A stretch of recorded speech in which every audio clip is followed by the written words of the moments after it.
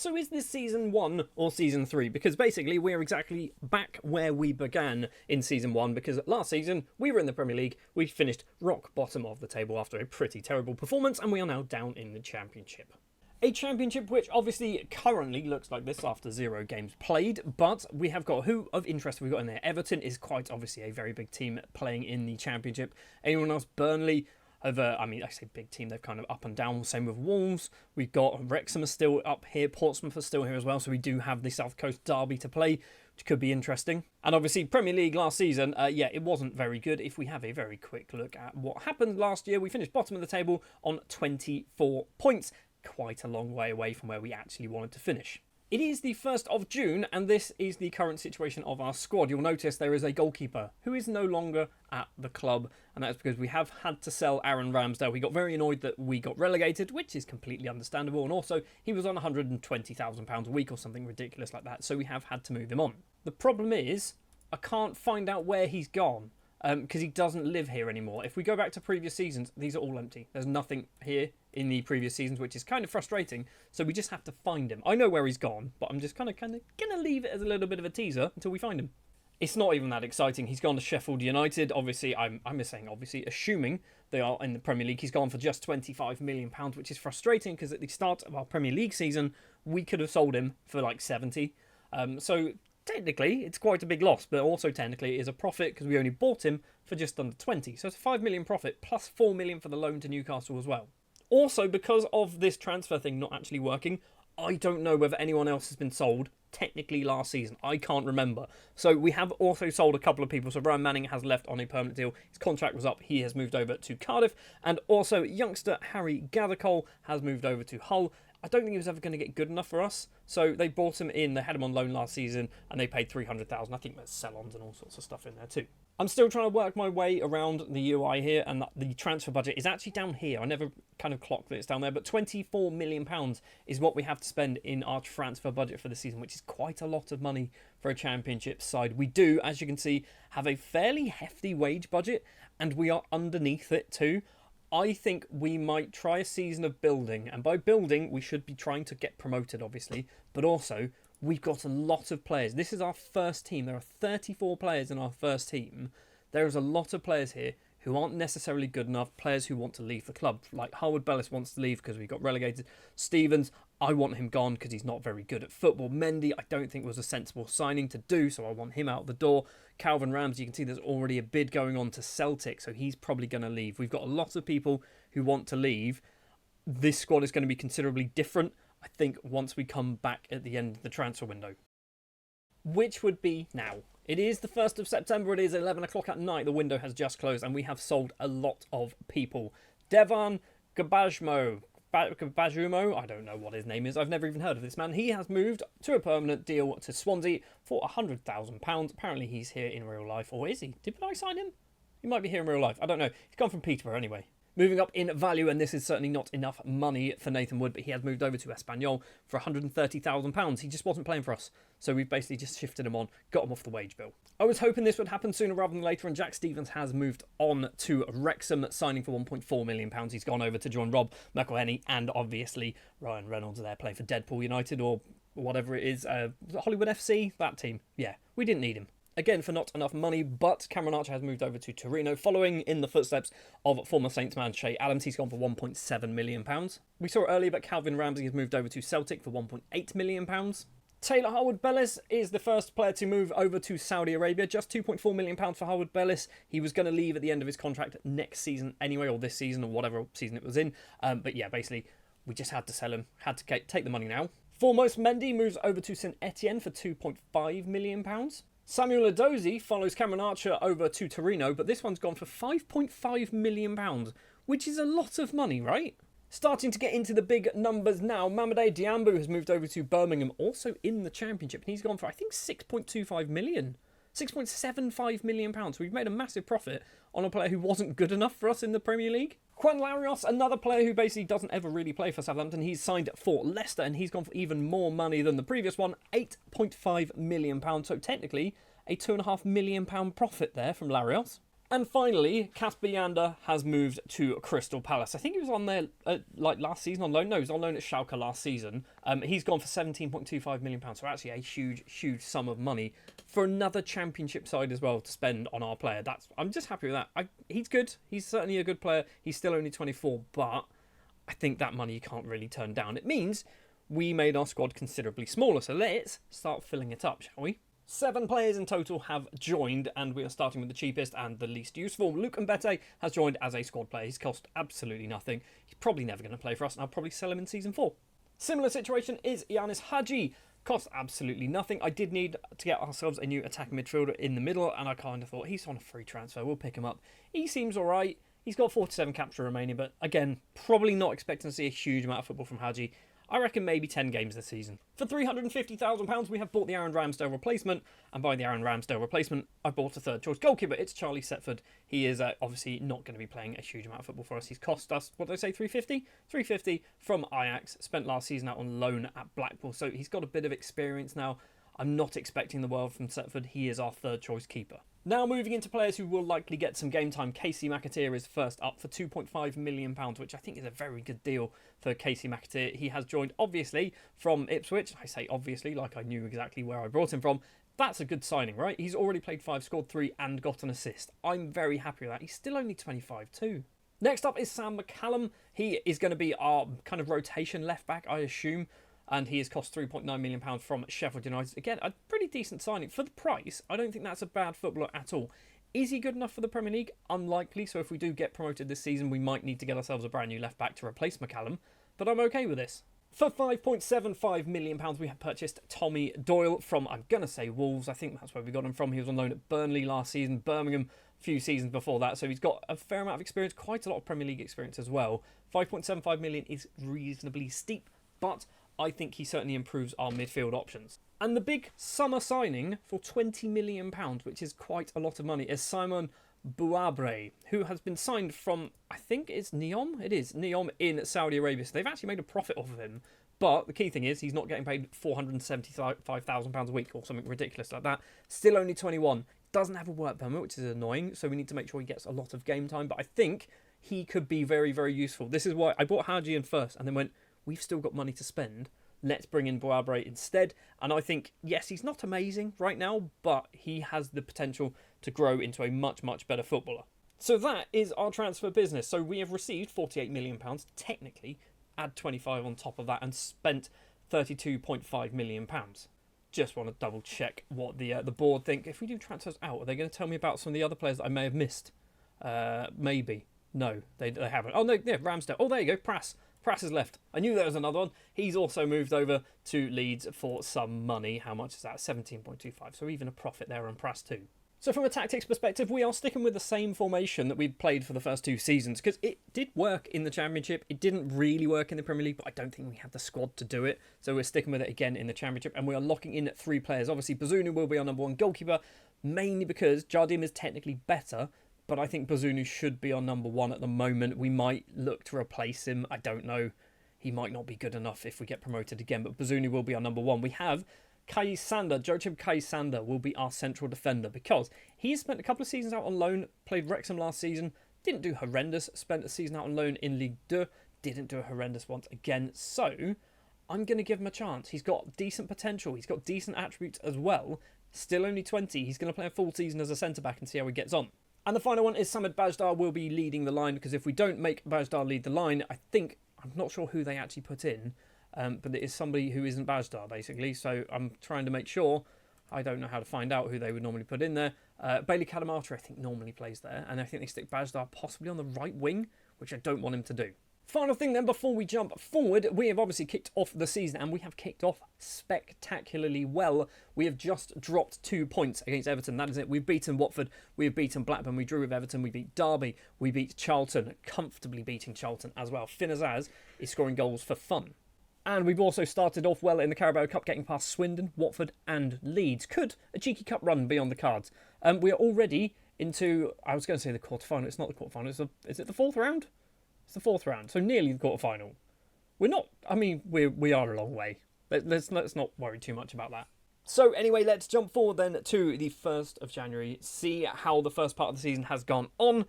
And obviously, I'd like to be top of the table, would be nice, wouldn't it? Third place in the league. Everton and Bristol currently sit in the automatic promotion spots. We're in 3rd place, no games in hand or anything. So what's really gone wrong? Looking at it, we are scoring a reasonable amount of goals, but we are conceding a lot. 34 goals conceded. That's relatively high. I mean, it's not horrendously high, but you've got obviously Everton on 21, you've got Middlesbrough 28, Birmingham on 29. You've got way down there Oxford just conceding 24. Problem is they don't score any goals. So yeah, if we can stop conceding, we might be able to turn this around and get in the automatic promotion spots. Otherwise, we could go up through the playoffs again if we have to. Just a very quick look here as well at the average rating. So Jardim's at the top, but he's only played once. We've got Wellington, a 7.22. He's doing very well. Jay Robinson, 7.19, 16 start. Doyle's doing good. That's what we like to see. Finnes has 12 goals from attacking midfield, I assume. Bajdar's down there with 13 goals, but he's not got a massively high average rating either. So I'm happy with how things are going. Okay, I'm definitely happy with how things are going. We are going to go to the end of the transfer window. Let's actually very quickly find out what finances have we got. 35 million. We've got 35 million to spend in our transfer budget if we want to. I don't know whether we should, but we could if we need to. There are a couple of disappointing things to take a look at, I guess. So you can see here we did draw 1-1 with Portsmouth. The South Coast Derby, not ideal to be drawing that one, but it doesn't really matter. We are 3rd in the table. We have also, let me just double check. So Leeds, we played in the Carabao Cup. We then beat Sheffield United, so we got to the quarter-final. And then we beat Liverpool on penalties. Are we in this semi-final of the Carabao Cup? We're in this semi-final of the Carabao Cup. I said that as a joke, that I thought we could get, through this. I mean, we're definitely not getting past Newcastle, and if we do, we're definitely losing to Arsenal or Man City in the final. But the fact that we've got to the semi-final of a Carabao Cup is quite impressive, right? Anyway, let's go forward then to the end of the transfer window, see what business we can do. Are we going to spend that £35 million? Probably. It's now the 2nd of February, the transfer window has closed, and we haven't really done a huge amount of business. We have sold a lot more players than we brought in. In fact, we brought in just one player on loan, and he's a backup goalkeeper.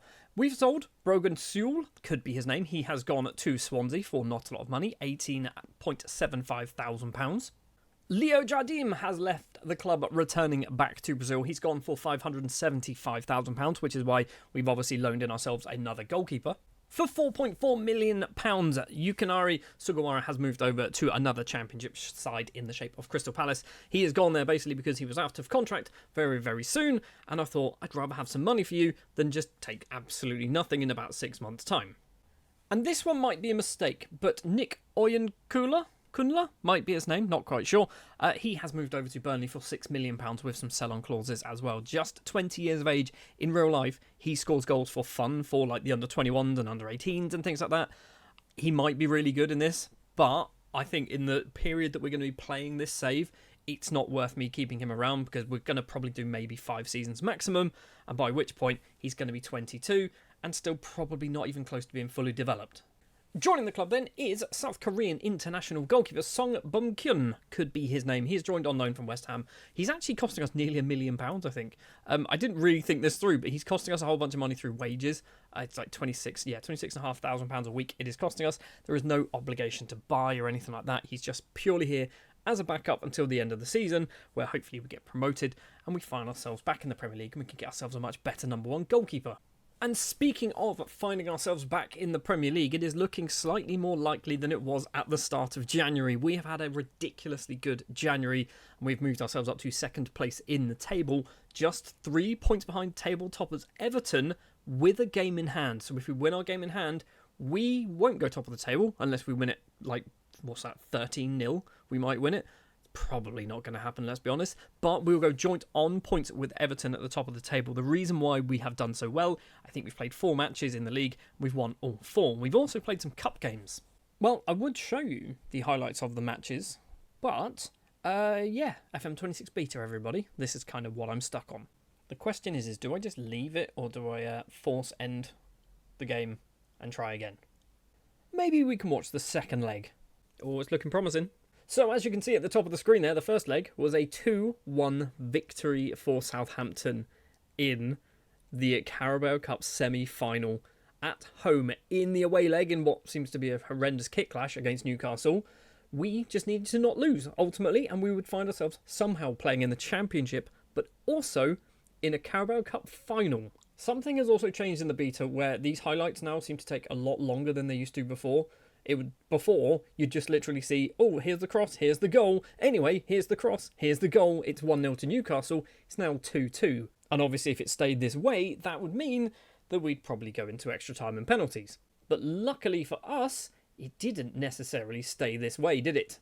It is the 80th minute on the clock, and Botman has the ball back to Vasquez for Newcastle, all the way back to Luis Jr. Big kick upfield. There is only 10 minutes to play over at regulation time. It's currently 2-2 on aggregate. McAteer to Doyle, plays it back to Edwards, right-hand side. We're going to have Lee Dodge, the youngster, by the way. He is playing a lot of football, which is nice to see. Finazaz back to Lee Dodge on the right-hand side. Inside to Tommy Doyle. Very long highlights for some reason. I don't like it. I don't like the long highlights. Bajdar loses out, but falls to Bouabre, and Bouabre makes it 1-1 on the night, and 3-2 to Southampton on aggregate. And just 7 minutes later, something else happens. Newcastle coming forward with the ball. It is 3-2 to Southampton. Lee Dodge trips over Gordon. We managed to pick the ball up. Edwards. Dodge has actually injured Gordon by the looks of it, which is lovely. We do lose the ball, though. Wissa collects the ball in the middle. Tries to find one of their players. Eventually finds Alanga. Back to Tior. In the middle again. Edwards lumps it upfield. What's going to happen? This highlight's going literally on forever. This highlight has taken 45 seconds so far, by the way. And it is still ongoing. We're not even near a penalty area. Collins to Alanga. In the middle, we've got 3 Newcastle players, and Jacob Ramsey is one of them. It is 2-1 to Newcastle, and it is now 3-3 on aggregate, which means surely we are heading on into extra time. Or are we? Straight from the kickoff, we have a highlight. Finazaz's ball forward finds Bouabre in on goal, and a very quick reply from Bouabre means that we now take a 4-3 lead. And that is how the game finishes. We are in the Carabao Cup final with Southampton in the Championship. We're also knocked out of the FA Cup, thanks to Brighton, after extra time. Evan Ferguson with the goal in the 91st minute.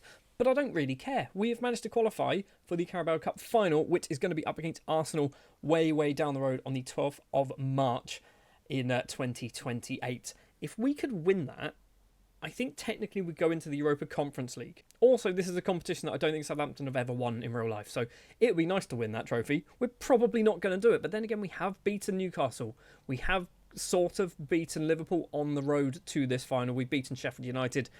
I mean, it's actually not a terrible win because they've got... Sheffield United are a Premier League side. They are a Premier League side. We've beaten 3 Premier League sides on the way to the Carabao Cup final. I thought Sheffield United were a Championship side. They're not, are they? Also, we beat Leeds. We've beaten 4 Premier League sides on the way to the Carabao Cup final. How did I just miss that?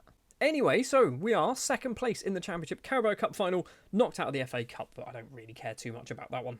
Just before we jump to the end of the season, I just want to show you exactly what we are locking in for the rest of the season. You can see there, Lee Dodge, who was playing against Newcastle in the Carabao Cup semi-final second leg, is going to be locked in as our right wing-back because I kind of like him. If we actually see who else can play there, we've got Ruslev, we've got Kaisander, we've got Charles, we've got Quasi. No one else. And I want to kind of develop some of our own decent young footballers. So Lee Dodge is the man to do the job. Let's have a very quick look at Lee Dodge. He's getting good, isn't he? He's got 5-star potential. Came through our youth intake in season 1, if I'm not mistaken.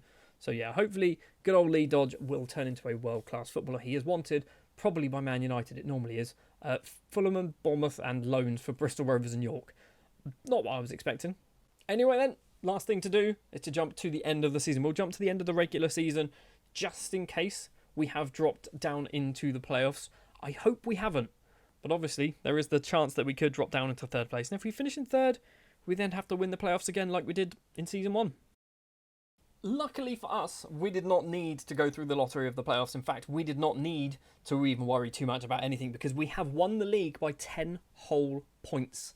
We have cleared Everton by a very long distance. 50 goals conceded, so I think we did seem to defend a little bit better in the latter half of the year as well, which is good. 88 goals scored, joint top goal scorers by the looks of it with Bristol City. 93 points is a good return as well. But also, the other big thing, we've got the Carabao Cup final to worry about too. A Carabao Cup final, by the way, that went all the way to penalties, 0-0.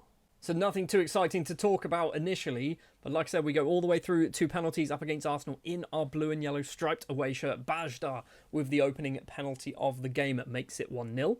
Saka steps up next for Arsenal. What can he do? He can send Bazunu the wrong way. It's 1-1. Next up is Tommy Doyle, number 7. Right-footed penalty, sends Erbig the wrong way. It is now 2-1 to Southampton. Francolino next up, number 17, left-footed.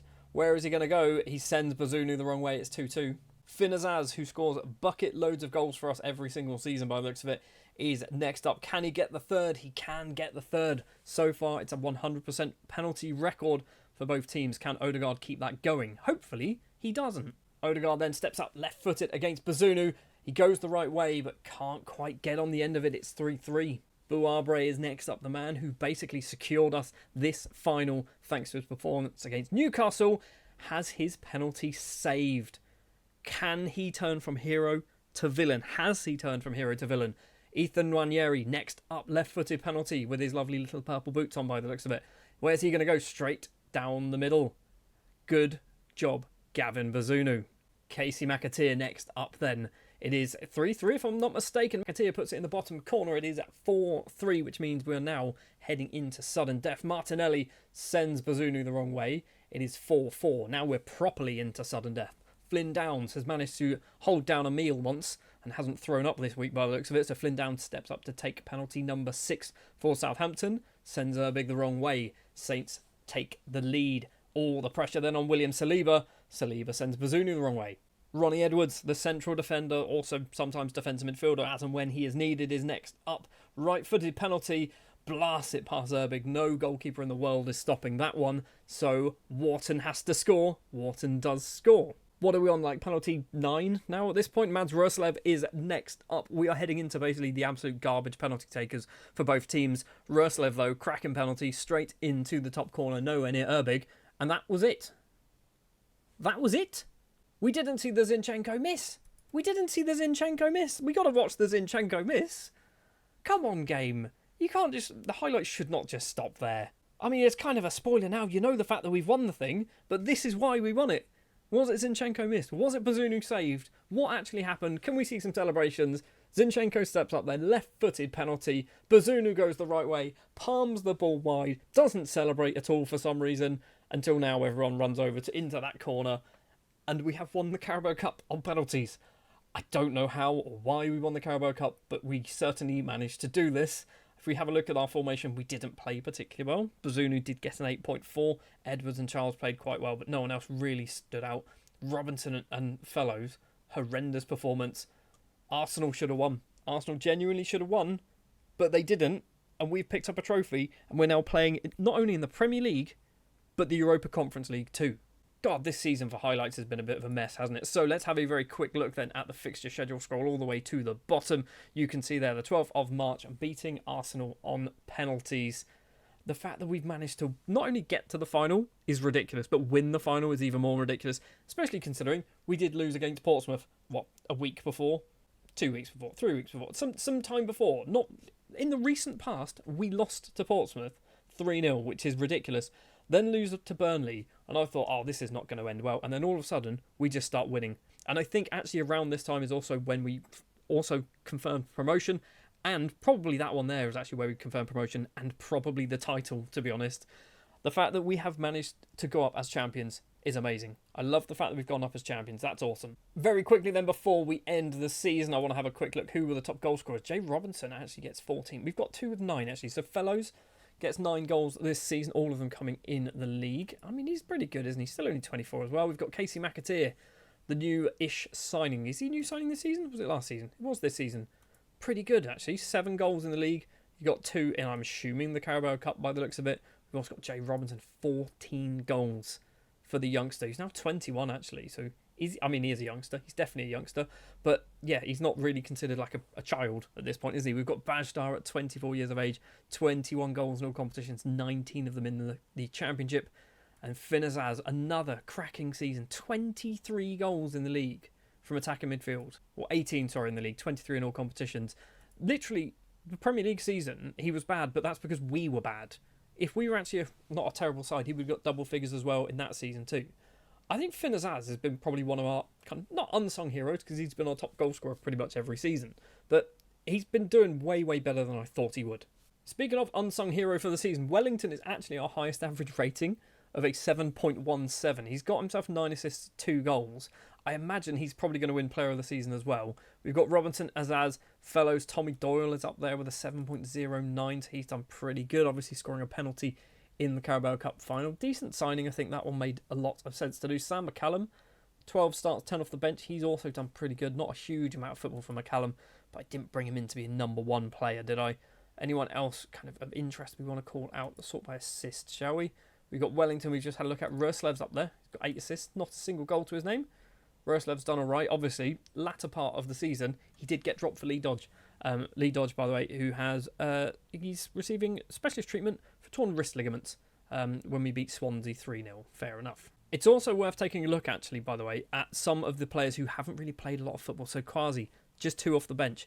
Kadamatari's 29 off the bench and never started a game, but 29 off the bench. Hadji played just 1 start, 4 off the bench. Cienza 1 start, 16 off the bench. Bella Kotchap actually not starting a lot. Same as Quinones, same as Willock. So we've got some players, obviously now we're going to be in the Premier League, that maybe we need to try and sell. It will be interesting to know what our budget is for next season as well, because this squad is not good enough to stay up.